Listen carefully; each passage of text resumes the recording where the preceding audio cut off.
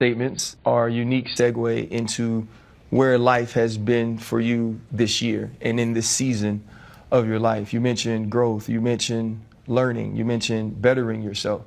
Sometimes there are going to be some setbacks and mistakes made and bad decisions that affect people that are close to you during those times. I mean, shoot, me and you've been back and forth trying to get this done. And initially for me, it was that my son loves you. And my son doesn't even rock with baseball like that. But even he, you know, like that's why I started following you. He reposted you on his story one day and I was like, oh, let me go check him out. Dope. You know, and so now getting to this point and, you know, even something your father said is like, yeah, I know Tim had some dark times. I know Tim has dealt with certain things.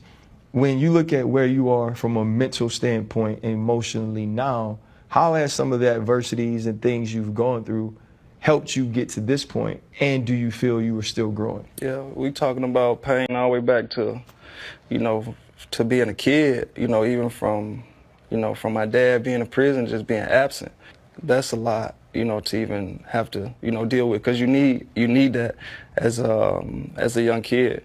But, you know, as I think back on, you know, really all the things from losing a close friend. Brandon. Yeah. Right. Yeah.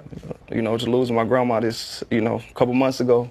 So it's always, you know, it's always something that you're wrestling with inside that brings a lot of pain. You know, you be at the lowest points in life to, you know, try to continue to better yourself, and it makes it harder. The task continue to get harder, and you just continue to keep fighting, and I just, you know, try to continue to keep pushing to better myself as a whole, to better myself around people, but always, you know, do it with love. Just try to continue to, you know, stay in that love phase. And I ain't perfect, you know what I mean, but I try to be as perfect as I can.